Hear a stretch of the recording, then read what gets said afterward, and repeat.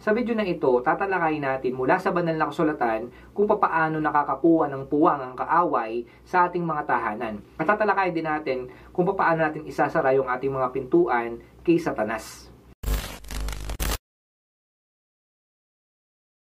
Ang akala ng marami, si Satanas at yung mga demonyo ay nasa impyerno ngayon. Pero mga kapatid, hindi po yan yung katotohanan. Si Satan at yung mga kampon niya ay naandito po sa ating mundo. So wala po sila sa impyerno. Basahin natin yung 1 Peter chapter 5 verse 8. Maging handa kayo at magbantay. Ang dyablo, ang kaaway ninyo, ay parang liyong umuungal at aali-aligid na naghahanap ng malalapa. Malinaw na sinasabi ng Biblia na si Satan ay aali-aligid sa mundo na ito. Ibig sabihin niyan, paikot-ikot po siya at handa siyang umatake sa mga tao kapag meron tamang panahon. So dahil nasa mundo pa si Satan, meron siyang misyon sa mga tao. Meron siyang nais mangyari, lalo na nga sa mga mananampalataya. So ano nga po ba yon? Basahin natin yung John chapter 10 verse 10. Dumarating ang magnanakaw para lamang magnakaw, pumatay at manira. So kung wala po si Satan sa impyerno at nasa mundo po siya, nais niya pong magnakaw, pumatay at manira. So dahil yun po yung gusto niya mangyari, saan pupunta si Satan? Ngayon sasabihin ko na po sa inyo mga kapatid, papasok po si Satan sa inyong mga tahanan.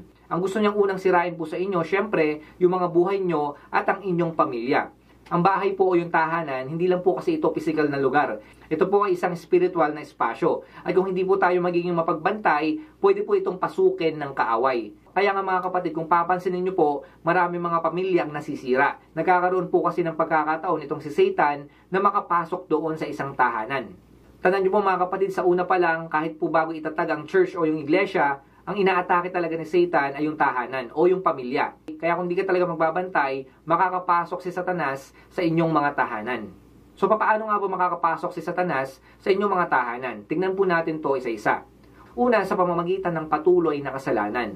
Basahin natin yung Romans chapter 6 verse 16. Hindi ba ninyo alam na kapag nagpasakop kayo sa sino mang inyong sinusunod, kayo nagiging alipin nito, maging ito'y kasalanang hahantong sa kamatayan, o ang pagsunod sa Diyos na hahantong sa pagiging matuwid? Kapag patuloy po tayo namumuhay sa kasalanan tulad ng galit, paninigarilyo, paglalasing, pakikiapid, panunood ng mga malalaswang palabas, basta kahit anumang kasalanan na ginagawa mo sa tahanan mo, kapag ginagawa mo lahat ng mga kasalanan na yan, pwedeng pumasok si Satan sa bahay nyo. Pag nakita po kasi ni Satan na yung bahay nyo punong-puno ng kasalanan, mas madali siyang makakapasok dyan kasi bumubukas yung spiritual na pinto sa tahanan nyo. Kaya kapag nakakakita siya ng gumagawa ng kasalanan sa isang tahanan, na-attract po siya doon. At siya po ay pumupunta doon para manira. Kaya doon nagsisimula yung pagkasira ng pamilya. Kapag punong-puno ng kasalanan doon sa isang tahanan. Tandaan nyo po, kahit isang tao lang ang gumagawa ng kasalanan doon sa tahanan, pwedeng makapasok si Satan sa bahay nyo. At madadamay na yung pamilya nyo. Kaya umiwas po tayo sa kasalanan. Lalo na nga yung mga ginagawa nating kasalanan sa ating mga tahanan. Pangalawa, hindi pagpapatawad at galit sa loob ng bahay. Basahin natin yung Ephesians chapter 4 verse 26 to 27. Kung magagalit man kayo, iwasan ninyo ang kayo'y magkasala.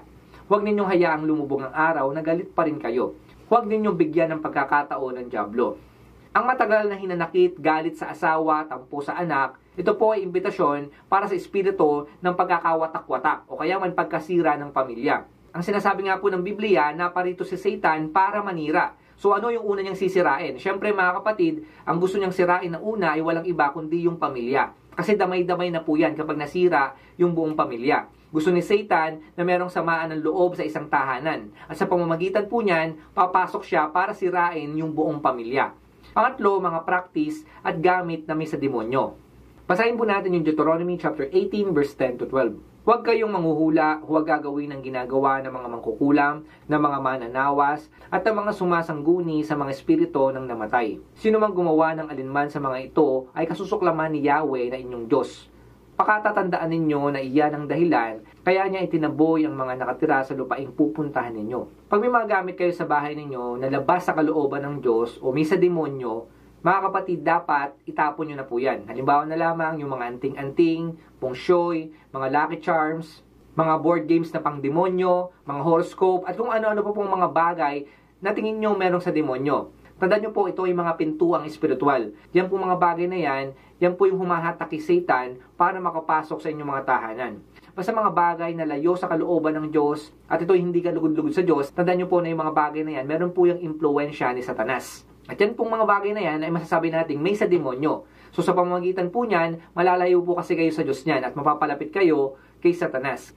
Pang-apat, panonood o pakikinig ng mga masasamang nilalaman.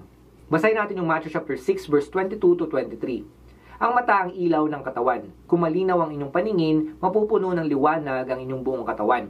Ngunit kung malabo ang inyong paningin, mapupuno ng kadiliman ang inyong buong katawan. At kung ang ilaw mo ay madilim, ikaw nga ay tunay na nasa kadiliman.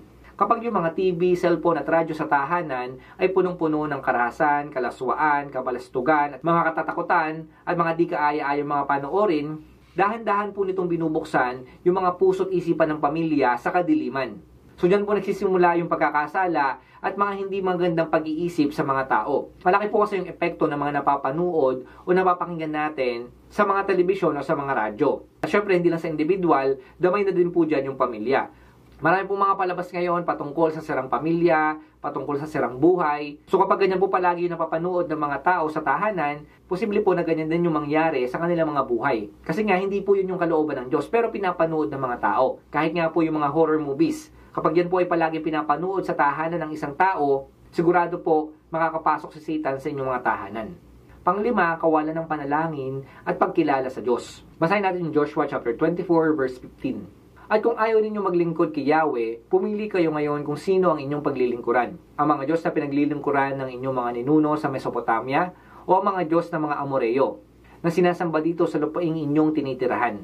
Ngunit para sa akin at sa aking sambahayan, kay Yahweh kami maglilingkod.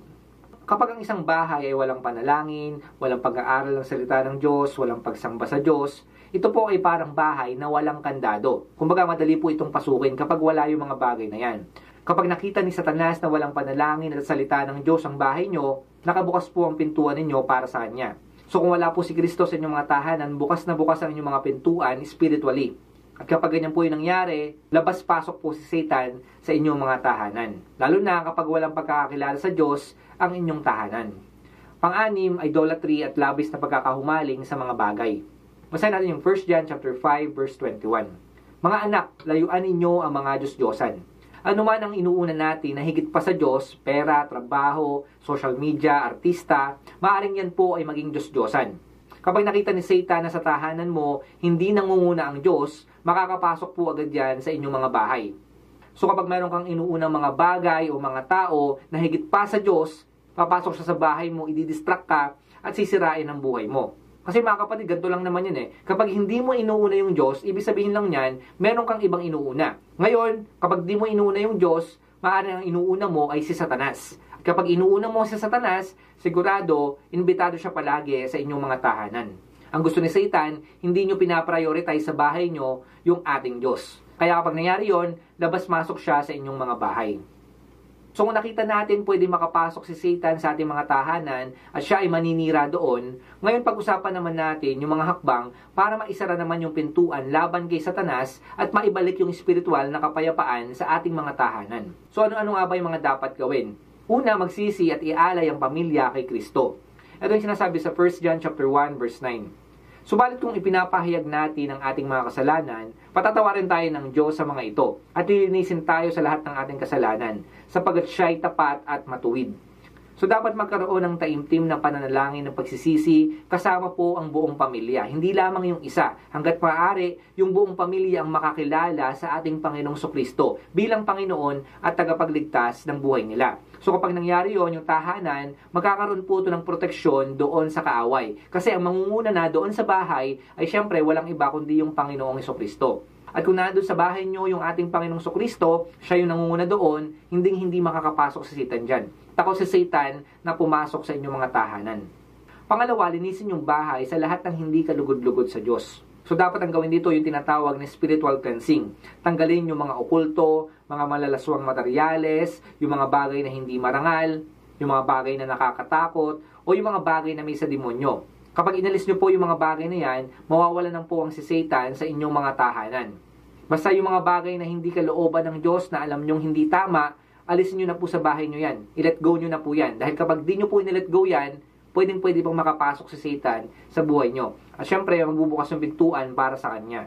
So kapag tinanggal mo na yung mga bagay na yon, ipanalangin mo yon at i-rebuke mo lahat ng mga bagay na inalis mo. na hindi na po yan makapasok sa inyong mga tahanan. Sabihin mo sa Diyos, linisin ang inyong tahanan, at sabihin mo sa Kanya na siya lamang yung nais mong paglingkuran doon sa inyong tahanan. Nang sa ganon, ang Panginoong Kristo ang maging sentro ng tahanan nyo.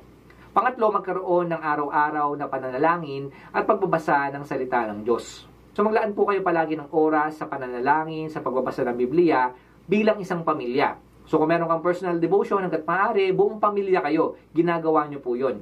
Si Kristo dapat yung maging sentro sa bawat usapan at desisyon nyo bilang pamilya. Lalo na kung yung mga desisyon na gagawin nyo ay malaki. So sa pamamagitan ng mga prayer at pagbabasa ng Biblia, maisasara mo yung pintuan para hindi makapasok si Satan sa pamilya mo. So kapag merong prayer at pagbabasa ng Bible, magliliwanag yung madilim nyong tahanan. Basahin natin yung Psalm 119 verse 105.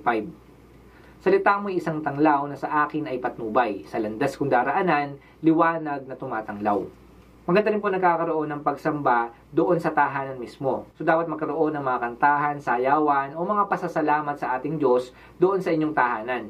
Ang pagsamba po ay nagbibigay ng liwanag at nagtataboy sa kadiliman. Kasi mga kapatid, ayaw ni Satan na mayroong pagsamba na ginagawa yung mga tao. Yan po yung ayaw na ayaw niya. So kapag nakikita niya na mayroong pagsamba sa inyong tahanan, hindi man katulad sa mga simbahan, pero mga kapatid, yan po yung magpapalayo kay Satan sa inyong mga tahanan. So wala pong magagawa si Satan kapag merong pagsamba na ginagawa sa inyong tahanan.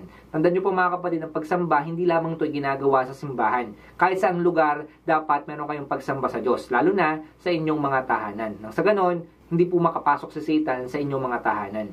Basahin natin yung 2 Chronicles chapter 20 verse 22. Nang marinig ng mga kaaway ang awitan, ginulo sila ni Yahweh. Dahil dito, sila ang nagkagulo. Sa praktikal na paraan, kung meron kayong bagong bahay o bagong lipat kayo ng bahay, ialay nyo muna po sa Diyos o i-dedicate nyo muna sa Diyos yung bahay na yan. Maganda po na meron kayong house blessing or house dedication. Makakatulong po yan para ideklara nyo na yung tahanan nyo pagmamay-ari yan ng ating Diyos. Kasi mga kapatid, lahat naman talaga ay galing sa ating Diyos. Ngayon kapag dineklara mo na yung bahay mo yan ay sa Diyos, hindi po makakapasok si Satan sa inyong mga tahanan.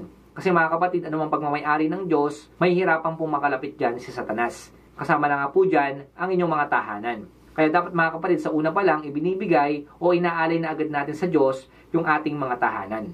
Gamitin nyo rin po yung mga tahanan nyo para maparangalan yung Diyos. Huwag po sa mga bagay na hindi kalugod-lugod sa ating Diyos. Mag-imbita kayo ng mga kapwa nyo mananampalataya at magkaroon kayo ng fellowship, Bible study, o kaya man mga gawain. Sa pamamagitan po niyan, mapapalayas nyo si Satanas. Hindi siya makakapasok sa inyong mga tahanan. So mga kapatid, huwag kayong matakot kung alam nyo na si Kristo ang may-ari ng bahay nyo. Kasi mga kapatid, kapag siya ang may-ari ng bahay nyo at siya ang nakasentro sa inyong tahanan, tandaan nyo, palagi nakabantay yung Diyos dyan. At higit sa lahat, yung mga anghel ng Diyos. Nakabantay po yan sa inyong mga tahanan. Kaya huwag po kayong matakot. Patuloy lamang kayo magtiwala sa Diyos nang sa ganon, hindi po pasukan ng kaaway ang inyong mga tahanan.